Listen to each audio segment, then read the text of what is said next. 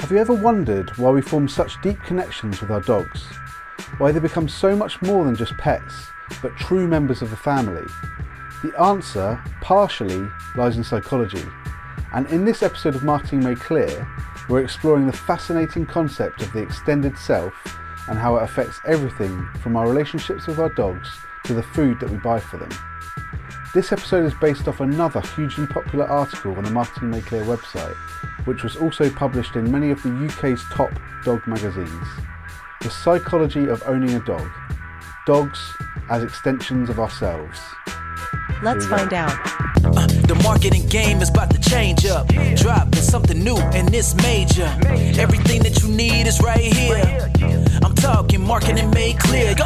I love myself a bit of marketing. Now, I will warn you, this episode is going to test your attention span. There will be plenty of dogs, so pay attention. Don't look at the puppy, concentrate on the details. If you're listening to this as a podcast, it might be much easier to concentrate, but not as fun. Can I pet that dog? No. Can I pet that dog? No. Can I pet that dog? No, he's Can I sleeping. pet that dog? So I'm assuming that you've heard the saying that dogs look like their owners. But did you know that this saying has been around for a very long time? The idea dates back to at least the 19th century, when people started noticing that certain dog breeds seemed to match their owners in personality and appearance. Looking at some of these images, you can really see why. Even Charles Darwin, friend of Marketing Made Clear, wrote about how dogs and other animals could display expressions similar to humans, reinforcing the ideas of shared resemblance. Why are you so angry, Charles? Charles? Well, I guess we'll find out later. Several studies have actually proven that dogs and their owners often resemble each other, and here's why. Number 1, people choose dogs that look like them. A famous 2004 study by psychologist Michael Roy at the University of California found that people can often match dogs to their owners just by looking at photos. In the study, participants correctly paired photos of dogs and owners over 60% of the time, proving that the resemblance wasn't just random. Number 2, facial features and expressions. Humans have an innate preference for familiarity, so when choosing a dog, it's likely that they're subconsciously drawn to breeds that share similar features to them, like long or short hair, facial hair, big or small eyes, similar expressions, or even similar face shapes. This is known as the mere exposure effect. In psychology, the more familiar something seems, the more we like it. This theory explains that when a person is subjected to repeated exposure of a stimulus, even without conscious awareness, it will lead to increased preference for that stimulus. In this case, we're talking about features or expressions, but you can apply this theory to wider concepts of marketing too. Number 3, personality matching. Other studies show that people choose dogs that reflect their own personality traits. This personality mirroring can lead to perceived physical resemblance over time. Again, the mere exposure effect comes into play, because people are subconsciously drawn to animals that seem more familiar. Number 4, similar aging and lifestyle effects. Owners and dogs spend years together, leading to shared habits. Over time, both may develop similar postures, walking styles, or even expressions.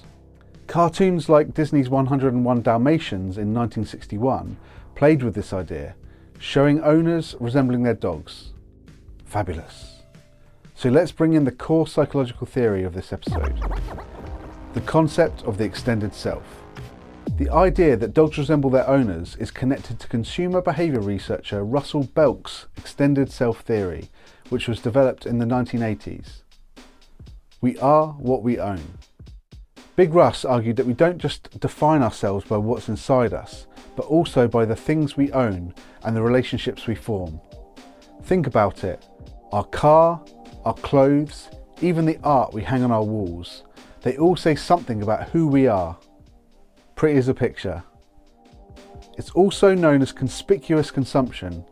That is, buying and using goods of higher quality, price, or quantity than necessary, primarily to display wealth and status. Most people consider other people's opinions about the things they're buying to some degree, but this takes it to a new level. I'll come back to that in a sec. So for dog owners, our furry companions are one of the strongest extensions of our identity. How dogs reflect their owner's identity. Belk's theory suggests that we extend our sense of self in three ways: individually, within our families, and in our communities. Let's break that down. So, self 1 is the individual level. Our choice of dog can actually be a reflection of our self-image. For example, some people are drawn to status dogs. These are breeds that symbolise wealth or power, or something else. Others pick dogs that match their lifestyle, like an active runner choosing a border collie. And all of the things that we discussed about dogs' similarities to their owners, this all tends to be on an individual level. Then self 2 is the family level. Dogs don't just live with us, they become part of the family unit. They share our space, they're in our family photos, and we celebrate birthdays with them. Dogs are highly social animals and rely on their owners for care, companionship, and social interaction. This bond is often reinforced through daily routines, training, and play, leading to the majority of dog owners to feel that their pets are indeed members of our family. Finally, self 3 is the community level. Owning a dog brings people together, from kennel clubs to training groups and dog-friendly meetups. Our pets connect us with like-minded people. We also see dogs play an important role in the community, like police dogs, guide dogs, fire rescue dogs, and all sorts. So in that sense, we can physically see dogs as part of the community. Time to interject a bit more academia. This happy geezer here is Abraham Maslow. Abe was an American psychologist best known for developing the hierarchy of needs, a psychological theory dating back to 1943. The hierarchy of needs is widely accepted and used in marketing, and it outlines 5 levels of human motivation in a pyramid structure. Number 1, at the bottom, is physiological needs. This is basic survival, like food, water, shelter, and sleep. Number 2 is safety needs, like security, stability, financial and physical safety. Number 3 is love and belonging, including relationships, friendships, and social connections. Number 4 is esteem needs, which covers self-respect, recognition, and achievement. Then finally at the top we've got self-actualization. This is the very top level, covering personal growth, creativity, and fulfilling potential. So people typically progress upwards, but lower needs must generally be met before higher ones become a focus. When I was working on my dissertation for my MBA study, I linked Maslow's theory to the reasons people get their dogs in the first place, which was quite insightful. In a study that I carried out of over 2,000 dog owners, nobody got their dog for physiological needs, which makes sense. Dogs are amazing, but they aren't providing food, water, or shelter for us. But then 9% of people got their dogs for safety needs. Unsurprisingly, the biggest portion of respondents got their dogs under love and belonging needs, whereas just 8% of people got their dog to improve their self-esteem. But the biggest surprise was that as many as 31% of respondents got their dog for their own self-actualization. Remember, that's personal growth, creativity, and fulfilling potential. These findings show that while dogs provide companionship and security, they also play a significant role in personal fulfillment. Maslow's theory helps explain why so many people see their dogs not just as pets, but as key parts of their own growth, identity, and emotional well-being. Okay, onwards to the psychology of buying for our dogs. So moving away from buying a dog in the first place, this idea of pets as an extension of ourselves also affects the products we buy for them. And I find that this is the most interesting part for me. So let's bring back the topic of conspicuous consumption and talk about the concept of Veblen goods, named after the economist Thorstein Veblen. Veblen was an American economist and sociologist from the late 1800s, best known for coining the term conspicuous consumption. So again, this describes how people buy luxury goods to display wealth and social status, which marketing academics call Veblen goods. So along the same lines of the extended self of Belk, Veblen goods are products brought to show off wealth or status. So consumers need to show off these goods, either in public or in conversation. But with the not so recent rise of social media, consumers are increasingly showing off what they are buying online. And yes, that even applies to things like dog food, my favourite topic. But in the pet food industry, we've seen a rise in people sharing what they're feeding to their dogs, particularly on Instagram. Look at all these amazing selections of food, showcasing their dog's health and their food of choice. This is an example of conspicuous consumption. But go back 30 years and this would have been impossible. You could only have displayed this in conversation. Now, okay, this is a test for me linguistically. Karen Shirala.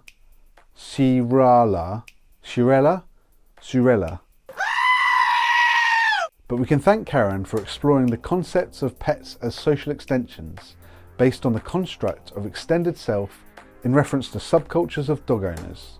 When pets are seen as a self-extension, powerful subcultures can develop, particularly online, which can be linked to the way that dogs are fed or the breed of dog that people own. And I love exploring subcultures because you can start to observe common behaviours among a subculture, like owning similar dogs or buying a particular type of dog food. This can mean for marketers that it's very difficult to change the behaviour of the subculture as a whole or the individuals within that subculture. But getting back to thinking about the individuals, some dog owners buy premium dog food to reflect their own values about health and wellness. Some fairly old studies like Connors et al. And Shepherd were focused on human food choices, but they hypothesised that if dog owners actively seek to eat organic food for themselves, they're likely to choose an organic or raw diet for their dog. Consumers are starting to apply the same kind of thinking towards buying for dogs as they do for their own products. And a later study by Beck and Katcher, who focused their research on the relationship between humans and their pets, added substance to this. And I have to mention my mortal enemy here, kibble.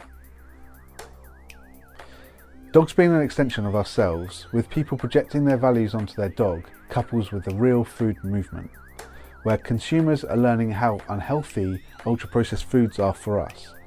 And this has led people to question, why am I feeding my dog this unhealthy, ultra-processed and often synthetic food that will outlive cockroaches in an apocalypse? Like, would you want to eat the same ultra-processed food day in, day out? Probably not, and neither does your dog. So people are moving away from habitually buying cheap foods like kibble and buying freshly prepared, biologically appropriate foods like raw. And that pleases me greatly. The science behind our choices. My MBA study that I mentioned earlier of 2,257 dog owners in 2023 found a strong connection between people's own dietary choices and what they feed their dogs. Almost 50% of the people had the exact same attitude towards ultra-processed food, whether for themselves or their dogs. And nearly 80% of people were within 1 point of similarity in their preferences, which means they pretty much had the same opinion for dogs and for themselves. This supported Schleicher et al.'s 2019 prior findings that 53% of respondents had the same outlook of importance when buying healthy food for themselves or for their pet. This also supports earlier research that showed dog owners tend to project their own values onto their pets, making emotionally driven choices a seriously powerful consumer driver. This usually makes marketers' ears prick up because emotion can be utilised as a strong driver to drive consumer action. Just to reinforce this point, various studies have shown that vegans are more likely to feed their dogs a plant-based diet, even though dogs are naturally carnivorous. This highlights how personal beliefs shape what we buy for our pets. I must say though, I'm aware that there are many vegans out there that feed their dog a perfectly species-appropriate meat-based diet too. What the research shows is just that they are more likely than non-vegans to feed a vegetarian diet to their dogs. The future of dog ownership and nutrition. As human nutrition trends continue to evolve, we can expect pet food to follow the same path. That means a greater shift towards natural diets, including raw feeding. The research I referred to earlier from my MBA showed a slight preference for owners to avoid highly processed foods for their dogs in comparison to themselves. In other words, people would rather feed their dogs better food than for themselves. For companies, this is a clear signal. Dog owners are becoming more health conscious, not just for themselves, but for their pets too. Products that match a consumer self-image have a greater probability of purchase, as the purchase contributes to the self-concept. So the move away from ultra-processed foods is happening. Uh-oh, Charlie Darwin is here and he's not happy. That's right, Chaz. Adapt or die. I'm looking at you, ultra-processed dog food companies. Thank you, Charlie. So what does this mean for us as dog owners? Well, our relationship with our pets is deeply personal. They are an extension of who we are. And as we learn more about nutrition and well-being, our choices will continue to evolve. But most interestingly, for marketers, it means that consumer decisions, especially in the pet space, are no longer just about function or necessity. They're a powerful reflection of identity, emotion, and values. For marketers, tapping into this extended self-connection unlocks a unique opportunity. If you can align your product with how someone sees themselves or wants to be seen, you're not just selling a product, you're becoming part of their story. My goodness, that's profound. My goodness, that's profound. So, do you feed your dog based on your own values and beliefs? Or maybe you're a marketer in this industry. What insights can you offer? Again, for all of this, please let me know in the comments. If you enjoyed this video, please check out the article on marketingmadeclear.com. Don't forget to like, subscribe, and hit that notification bell for marketing brain dumps. See you next time. Thank you.